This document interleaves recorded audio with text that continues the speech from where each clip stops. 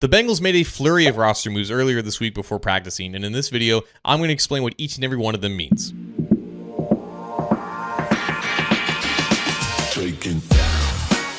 Hi again, Bengals fans. John Sheeran of A to Z Sports Cincinnati here, and if you've been paying attention, then you would know that the roster in Week 2 was not going to look the same as it did when Week 1 began. You're going to have injuries, you're going to have players that performed well, and you're going to have players that didn't perform very well. An NFL roster is a living organism, and it just constantly evolves every single week of the season. And sometimes, not oftentimes, but sometimes, you can telegraph when some of those moves are going to be made. Because on this channel just last week, we talked about how Mike Pennel, who was signed to the practice squad last Monday, had a very real chance of taking the role that McKinley Jackson had when the season began. And sure enough, Pennel was elevated off of the practice squad for the Bengals' Week 1 win against the Cleveland Browns. He played 22 snaps, while McKinley Jackson was off on the sidelines, not active for the game at all. Because the Bengals knew that Pennel was a known commodity, someone who's played well over 100 games in this league and has been a quality player for the majority of his now 12-year career. They knew that he was likely going to be an upgrade over what Jackson could provide them, and he proved that in Week 1. So Pennel is now officially part of the 53-man roster, but he was not the only trench player that was involved in some roster moves made this week. So I'm going to take this opportunity now to lay out everything that has happened along the trenches for the Bengals and explain where things stand on both sides of the ball. With Pennel officially in the fold, you have starters B.J. Hill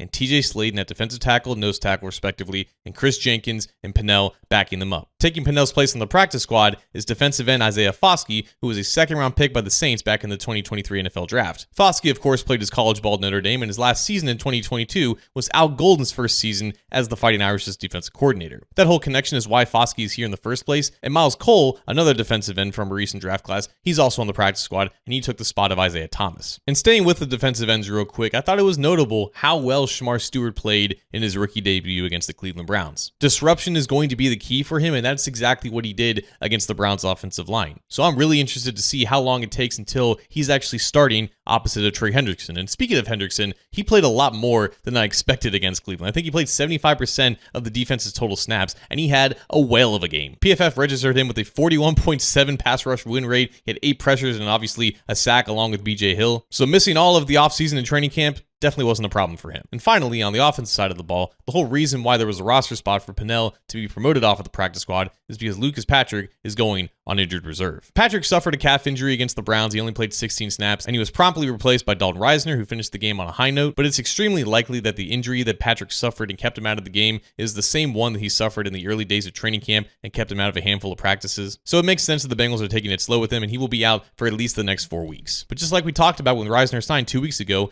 it was extremely likely that he was going to see the field sooner rather than later. We didn't exactly expect it to be in the form of injury, but here we are. So there you have it. The offensive and defensive lines for the Bengals are going to look a little bit different for at least the next month. But based on who these players have always been, I'm talking about Pennel and Risner, and the quick progression of Stewart, I have a feeling they're going to be in a really good spot.